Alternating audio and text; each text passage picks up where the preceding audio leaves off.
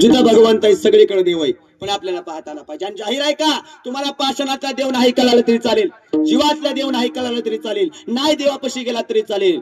तुम्हाला तुम्हाला तुम्हाला पाषाणातला देव नाही कळू द्या, जीवातला देव कळायला पाहिजे. माणसासोबत माणसासारखं वागा रे, यासारखा दुसरा परमार्थ नाही.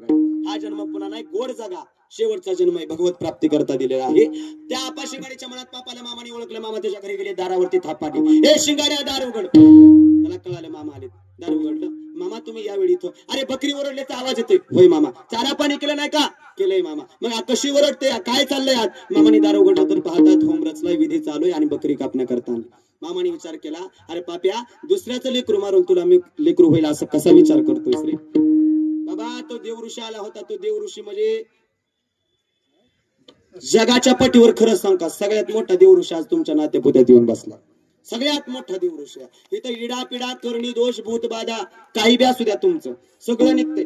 मला मामा खरं सांगा, कुठल्या माय माऊलीला हजारो समाजा पुढे उठून नाच वाटतं का? वाटतं का? कुठल्या इडा पिडा करणी दोष अंगामधली भूतबाधा सगळं नष्ट करणारा दरबार आहे हा. का तर भगवान शंकर संत बाळमामा भूताचा राजा आहे.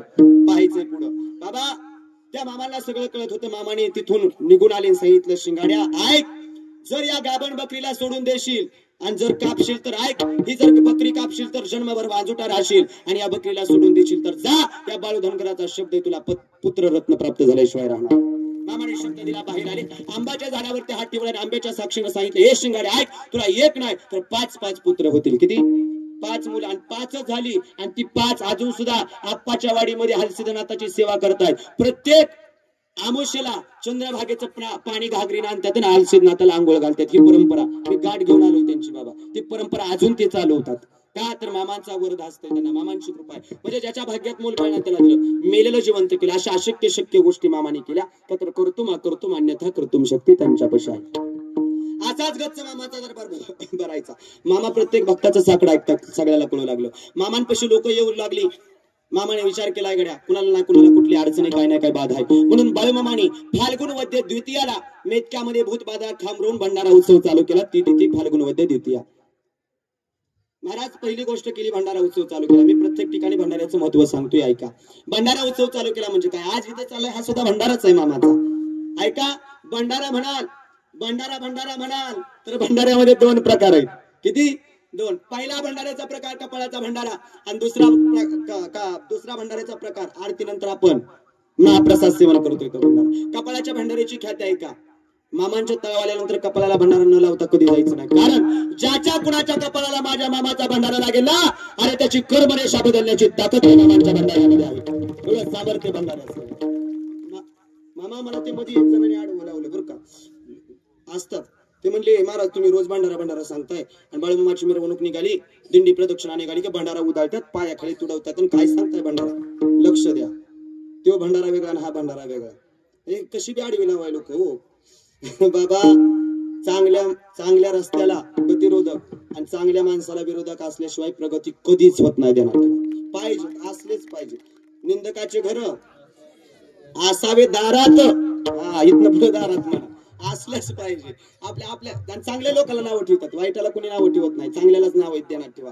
ऐका, मला म्हणलं तुम्ही उदाळताय भंडारा काय सांगताय, तुडावतात की पायाखाली? बाबा म्हणले त्यात सुद्धा 2 प्रकार आहे. बाळूमामाच्या बग्यावरचा भंडारा, मामांच्या मंदिरावरचा भंडारा, तो आदमापुरातून आणलेला असतोय. तिथं हलकुंडापासून बनलेला असतोय. मामांच्या चरणाला स्पर्श करून इथं भक्तांच्या उद्धार करता आणला जातोय. तो भंडारा वेगळा, आणि उदळायचा भंडारा त्यामध्ये केमिकल या. तो भंडारा म्हणताच येत नाही, तो रंग आहे मामा, तो भंडारा नाही. हा जर मामाचा भंडारा तुम्ही इथला खालका नाही तळावरचा, तर रोग राया बरी होईल. आणि उदळायचा भंडारा खाचाल तर उगा मारत चाल, त्यात केमिकल आहे, ते खाऊ नका. हा खा, हा रोगराई बरी करेल. ऐका, पहिला भंडाऱ्याचा प्रकार कपाळाचा, आणि दुसरा आरतीनंतर महाप्रसाद करतोय त्याची ख्याती अशी, जो कोणी माझ्या बाळूमामांच्या तळावरचा आरतीनंतरचा प्रसाद सेवन करतोय, ऐका, जो कोणी माझ्या बाळूमामांच्या तळावरचा महाप्रसाद सेवन करतोय, त्याच्या अंगामध्ये कुठलीही रोगराई असू द्या, कुठलीही बाधा असू द्या, ते नष्ट करण्याची ताकद माझ्या मामाच्या भंडाऱ्यामध्ये आणि प्रसादामध्ये आहे. विठ्ठल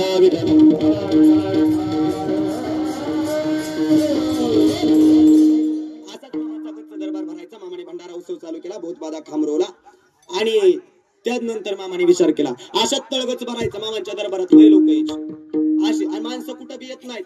आज इथं 8-10 हजार पब्लिक येतंय, उगं नाहीत बाबा. आणि तुम्ही बघा, एखादा आमदाराला तरी 1000च्या वर माणूस येत नाही.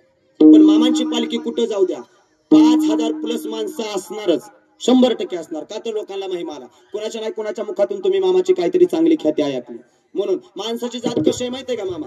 चमत्कार घडल्याशिवाय घालतच नाही, नमस्कार घालत नाही. तसं काहीतरी महिमा कळाला म्हणून तुम्ही मामाच्या दरात आला. कुणी सुद्धा येत नाही. आणि मामाच्या दरबारात भाग्यवान लोक येतात, कुणी सुद्धा येत नाही. आपलं भाग्य म्हणून आपण इथं आलोय. ऐका, असाच गच्च दरबार भरायचा. मामाने विचार केला तळाव लोक येतात, खातायत पितायत, उड्या मारतायत, निघून जाताय. तर प्रसन्न वाटेल असं काहीतरी पाहिजे. प्रसन्न वाटायसाठी काय करू आपण?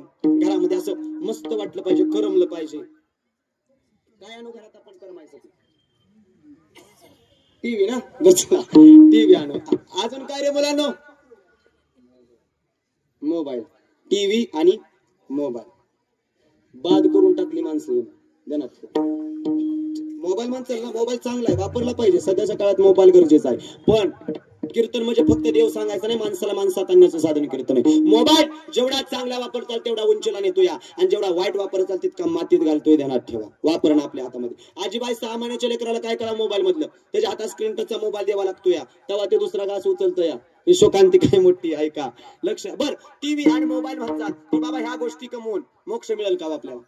मिळेल का मोक्ष? अजिबात नाही. मामाने विचार केलाय मोक्षाची वाट म्हणजे काय? मुकी जनावर करायची. बरं, मुकी जनावर करत असताना आज आपल्या गावात बाळूमामाच्या काय आल्या? मेंढ्या आल्या. मेंढ्या का केल्या मामांनी? काय कारण मेंढ्या करायचं?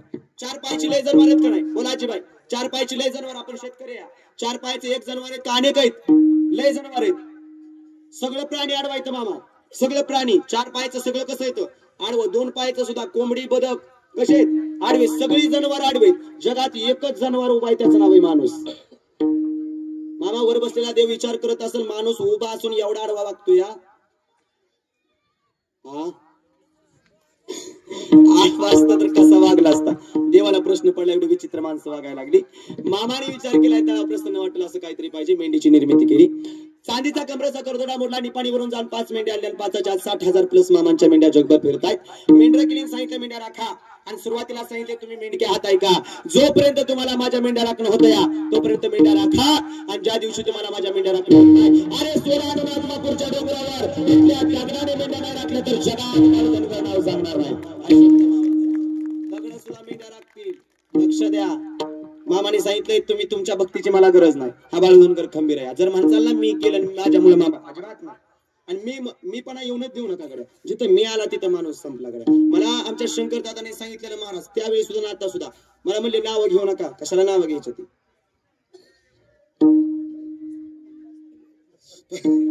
कशाला नावं घ्यायची म्हटले?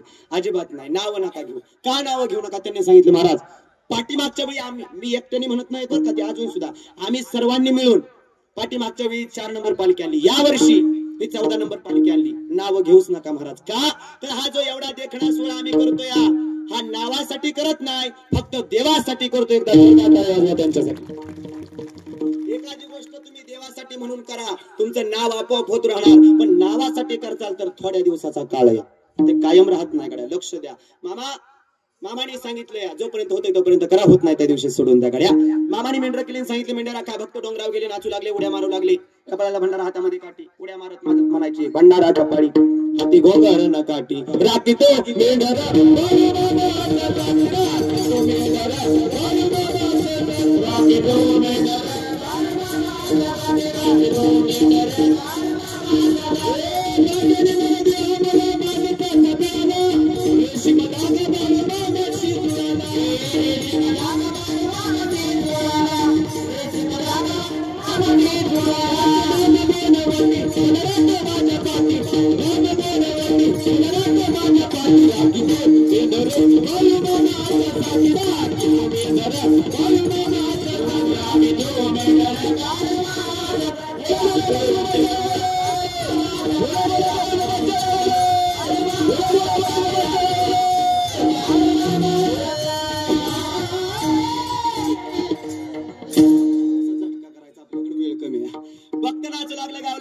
मेंढ्या वाढत गेल्या. मामांचा असा तळगच भरायचा. मामाने विचार केला लोक येत आहेत, खातायत, पितात, उड्या मारतायत, निघून जात आहेत. असेच भक्त मामाच्या पुढे बसले. एक दिवशी पुण्यापासून शिंगारी नावाचा भक्त मामाच्या पुढे बसला. म्हणला मामा तुम्ही सामान्य नाही, नदी दुबंगावताय, मेलेलं जिवंत करताय, निपुत्रिकाला संतान देताय, अशक्य शक्य करताय, आम्हाला तुमची सेवा करू द्या. मामाने सांगितलं माझी सेवा करू नका, मी ज्या देवाची सेवा करतोय त्याची सेवा करा. मामा सेवा करायची देवाची म्हणजे देव आम्हाला प्राप्त होत नाही. अहो देवाकडेच जा. पण मामा देवाकडे जाण्यासाठी काय करावं लागेल? मामाने सांगितलं, अरे तुकोबरांपासून सांगितले ना, तुकोबरांनी सुद्धा तेच करा. तुकोबरांनी काय सांगितलंय मामा? अरे देवापाशी जा. बरं देवापाशी जायचं म्हणजे सोपं आहे का? देवाकडे जाणं सोपं नसतं बाबा. देवाकडे जर जायचं असेल तर शास्त्राने 4 मार्ग सांगितले बरं का देव प्राप्त करा. किती मार्ग आहेत ऐकताय ना? 4. पहिला मार्ग आहे देवापाशी जाण्याचा, त्याचं नाव आहे ज्ञान. दुसरा मार्ग आहे त्याचं नाव आहे योग. तिसरा मार्ग आहे त्याचं नाव आहे कर्म. आणि चौथा मार्ग आहे भक्ती. बरोबर ना? एवढे 4च मार्ग. 5वा म्हणचाल तर अजिबात नाही. लक्ष द्या. पहिला मार्ग सांगितलाय देवापाशी जाण्यासाठी तुकोबरांनी, त्याचं नाव आहे ज्ञान.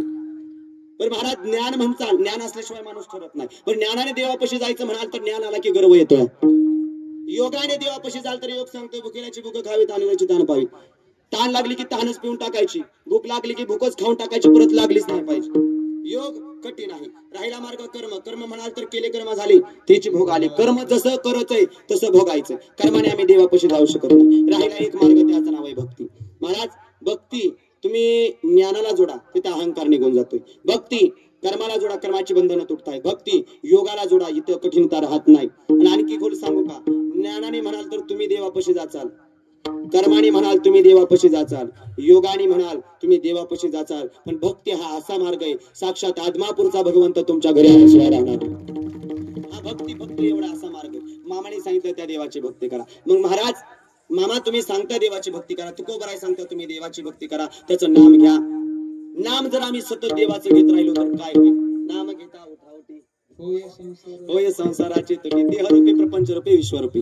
देहरूपी संसाराची तुटी होईल, विश्वरूपी प्रपंचरूपी. यातून सर्वातून तुम्ही मुक्त व्हाल आणि भगवंतापाशी पाहाल, भगवंतापाशी जाल. ऐसाला बांधा गाठी विठ्ठल पायी पडे मिठी. साक्षात देवापाशी जाल. पण अगोदर ह्या सगळ्या गोष्टी कमवा. महाराज कळाला आम्ही देवापाशी जाऊ, पण देवापाशी जाणं सोपं नाही. त्या अगोदर तुमच्यापाशी यावं लागेल. मामा तुमच्यापाशी आल्यानंतर तुम्ही आमच्यावरती कृपा कराल. हरिप्राप्तीशी उपाय धरावे संतांचे पाय. आम्ही माणूस म्हणून जन्माला आलोय, आम्हाला देवाशिवाय दुसरा पर्याय नाही. देवच प्राप्त करायचा आहे, पण तो सहजासहजी प्राप्त होत नाही. त्या अगोदर मामा आम्हाला तुमची सेवा करावी लागेल. तुमची सेवा केल्यानंतर तुम्ही कृपा करताल. आणि तुमची कृपा म्हणजे सामान्य नाही मामा, आता जग आमच्यावरती कृपा करतोय. पण स्वार्थी, पण या जगाच्या पाठीवर निस्वार्थ भावनेने कृपा करणारे 2 व्यक्ती, एक म्हणजे आई आणि दुसरा म्हणजे बाप. मामा तुम्ही आमच्यावरती त्यांच्याप्रमाणे कृपा करता. कुणाप्रमाणे? माया